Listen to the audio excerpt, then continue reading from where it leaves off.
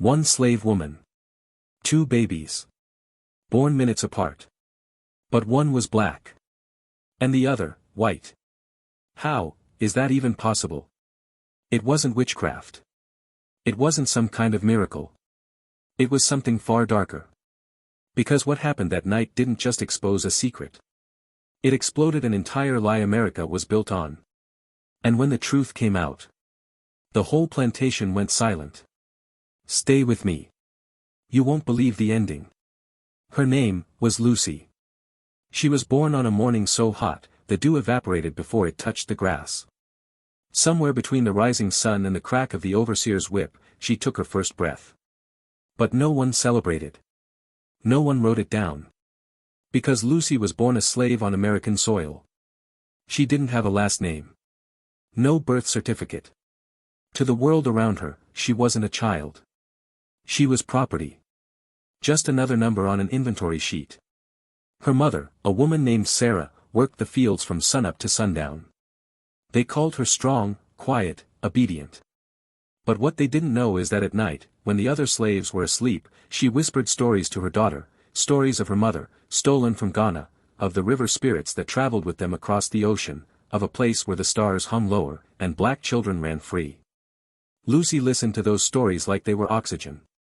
Because in a world where her body wasn't her own, stories were the only thing that belonged to her. She clung to them. Like armor. But when Lucy was only 9 years old, she learned how fragile life could be. Her mother was caught trying to hide a stolen piece of cloth, red calico, meant for her daughter's Sunday dress. The master, a man who bragged about his Christian morality, ordered 10 lashes. Sarah never made it past the 5th. Just like that, Lucy became an orphan. In a world that didn't see her as human to begin with. She cried for weeks. But eventually, the crying stopped. Not because the pain was gone.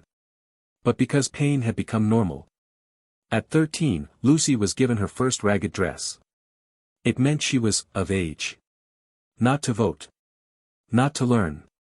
But to work. To bear children. To be used. And at 16, they sold her. Her body fetched $800 on the market in Natchez, Mississippi. She was inspected like a horse. Her teeth checked.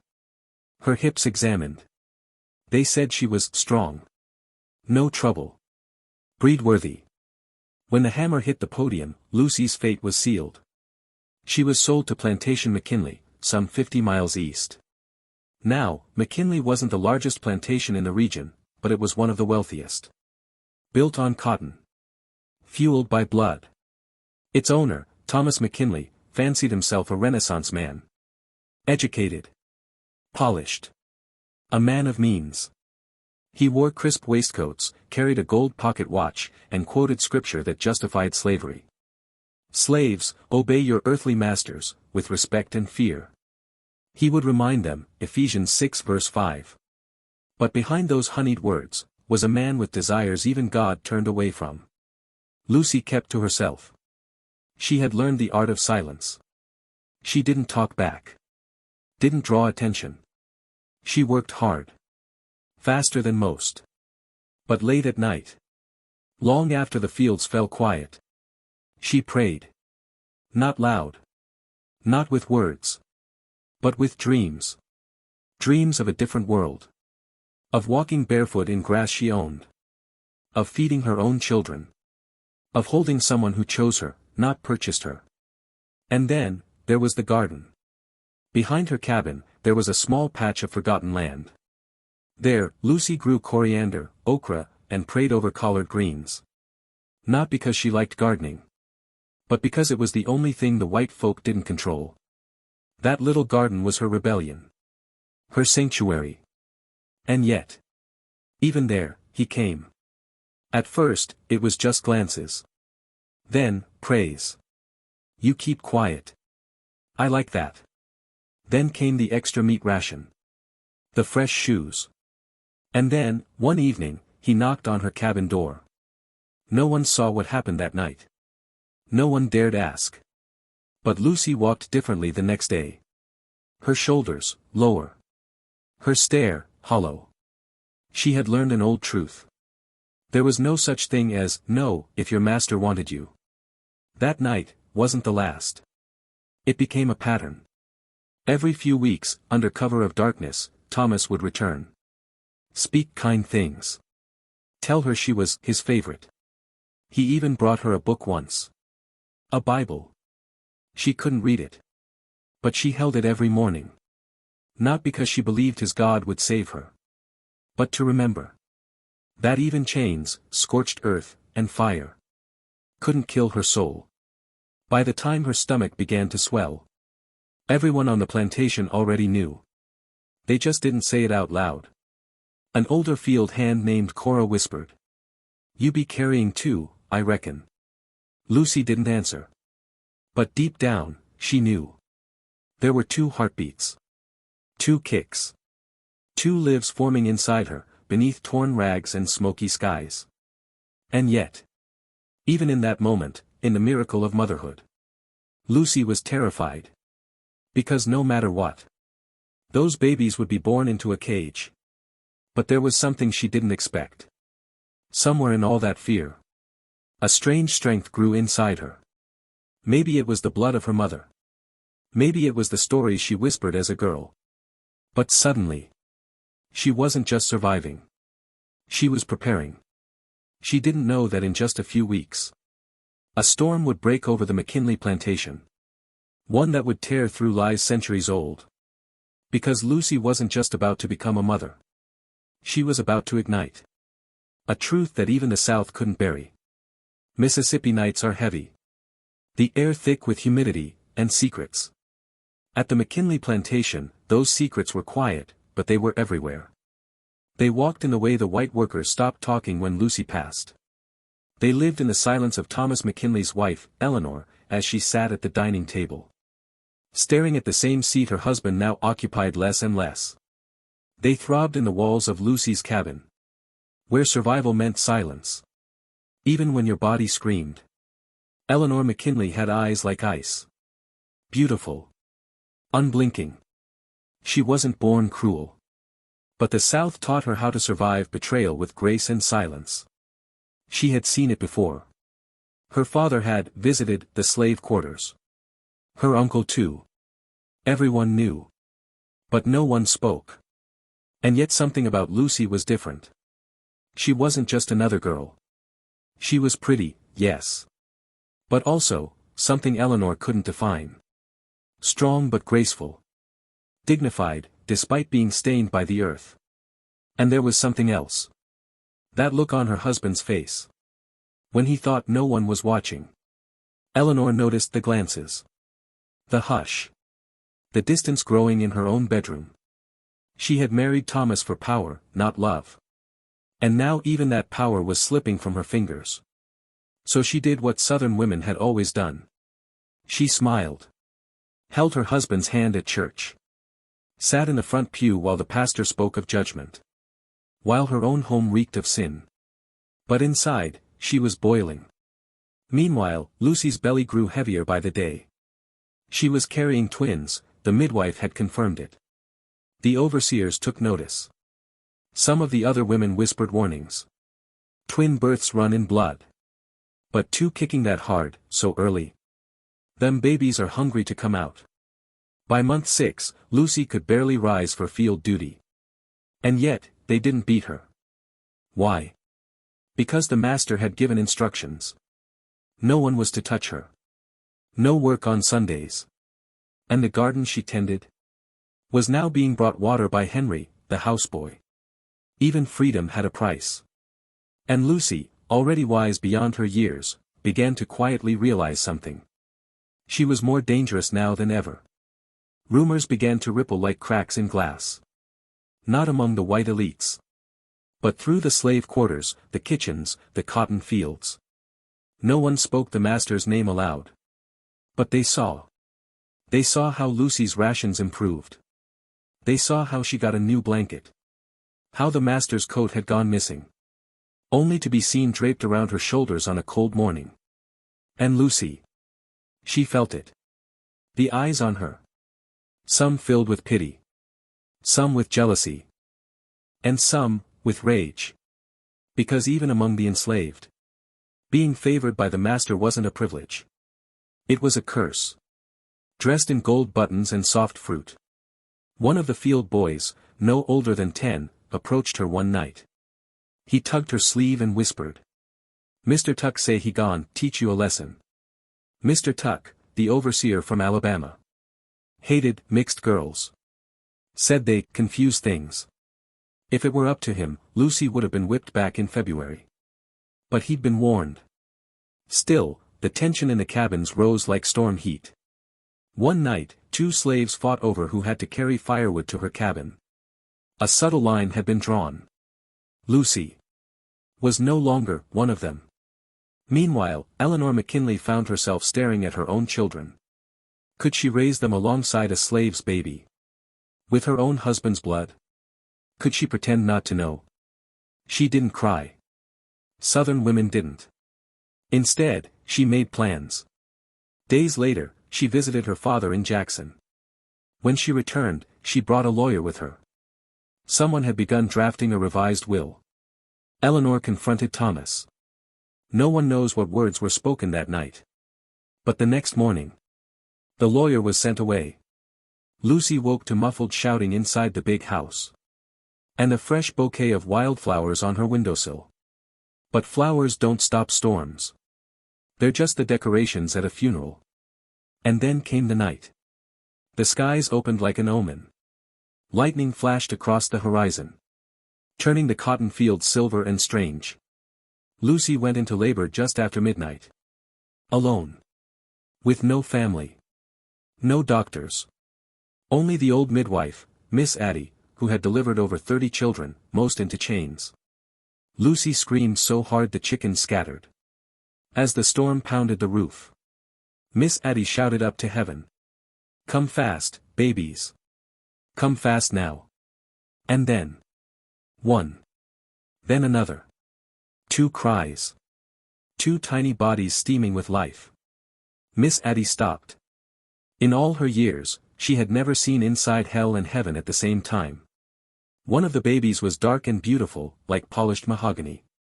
The other was white. White as a cotton blossom. Eyes as pale as the man upstairs. Addie didn't say a word. She just wrapped them in soft cloth and stared. Because what she was holding was not just coincidence. It was proof.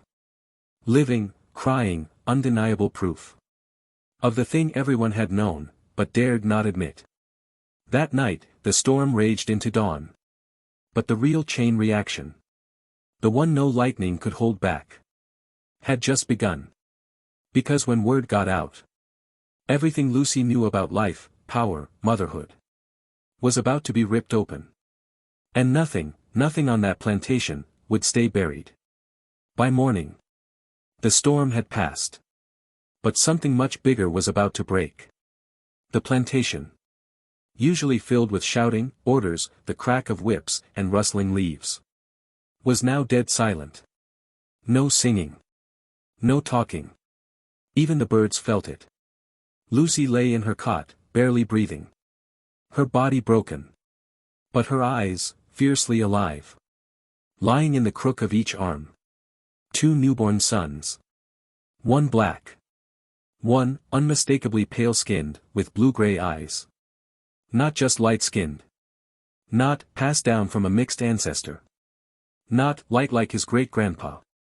This child was white. As white as Thomas McKinley himself. Miss Addie turned to the door. And found him there. Thomas McKinley. Frozen. Hat in hand. Collar soaked from rain. The master himself, staring at the babies. One eye twitch. One grunt from the black infant. Then, a whimper. From the pale one. And McKinley stepped forward. Hands shaking. He knelt beside Lucy's bed. And reached for the child. He didn't say a word. Didn't ask if it was true. Because he knew. They both knew. And in that moment, he did something no one expected. He picked up the white child. Kissed his forehead. And whispered. "I'll name him William." Miss Addie staggered backward. Heart pounding. A slave woman's child, being named, by a white Southern master. It was no longer rumor. No longer gossip. It was fact. And once whispered facts escape into daylight, they become uncontrollable. By noon, Eleanor McKinley had returned. She'd been gone for 3 days without notice. No one knew where she went. But what she brought back would change everything. She climbed the steps of the big house. Looked her husband in the eye. And without breaking her gaze, handed him 2 items. A small leather suitcase. And divorce papers. Inside the suitcase. Their wedding photo. His father's gold watch. A portrait of their 3 children. A letter. On top of it all. Her wedding ring. Narrator, slow burn. Thomas didn't even argue. He just stood. Like a soldier who'd already lost. Because truth has a weight. And he could feel it now. In every step. In every stare from the fields. That night, Thomas did something no man of his rank had ever done openly. He began writing. Not a journal.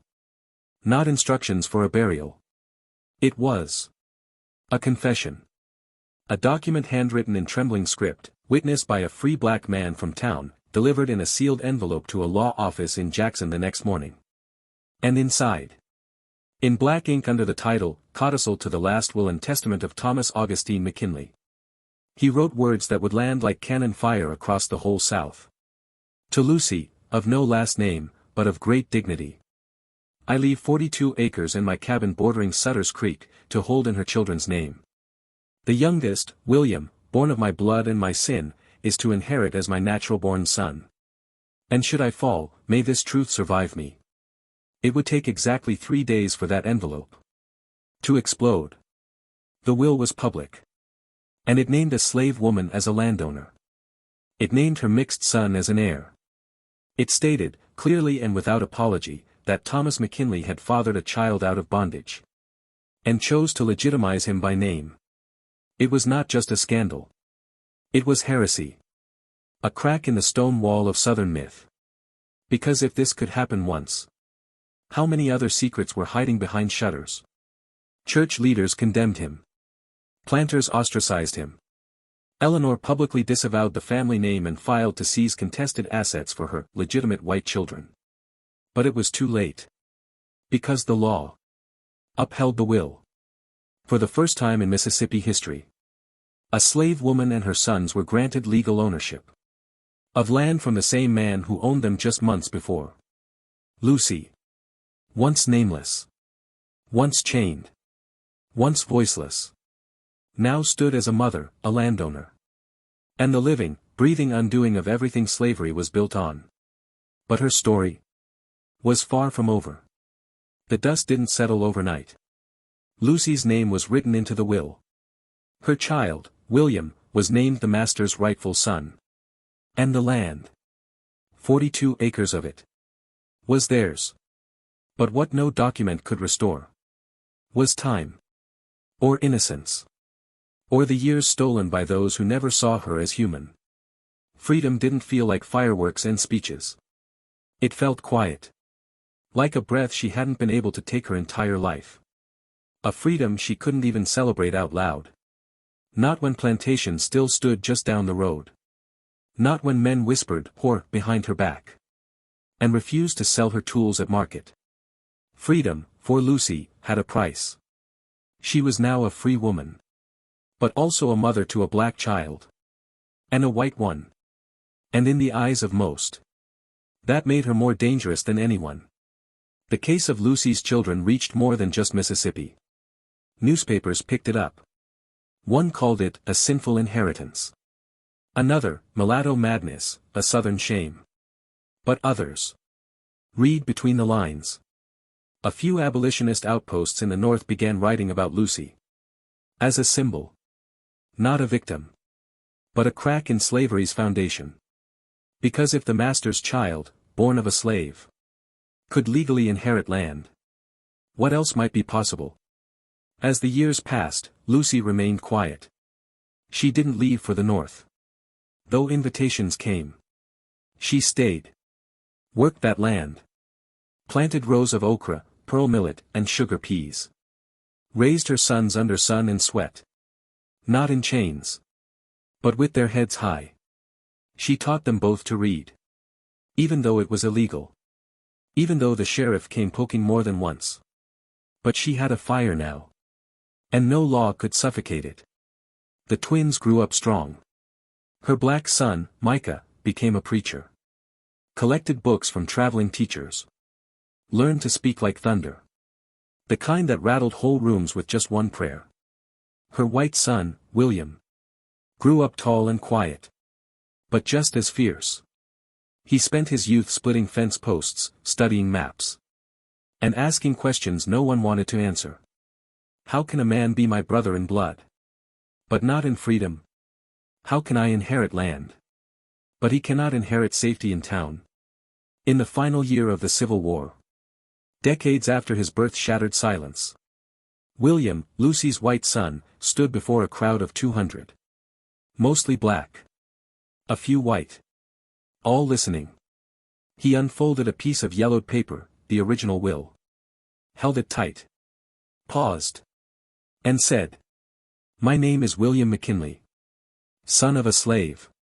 Son of a master. Born from pain. Raised with love. And standing before you as a bridge between two Americas. Both of them made me. But only one can save us. Lucy didn't live to see the end of slavery. But she planted something deeper than crops. She planted memory. Legacy. Truth. And it grew. It still grows. In the laws rewritten. In the churches integrated. In the faces of mixed-race children who no longer have to hide. But this story she gave us. It's more than history. It's proof that even in the darkest soil, something sacred can bloom. Lucy's story was almost lost. Buried under dust, denial, and time. But we told it today. Not just for her. But for every unknown name in the margins of history. Whose truth could change the world, if only someone chose to tell it. If that moved you, subscribe. Because this is what we do here. We bring back the forgotten.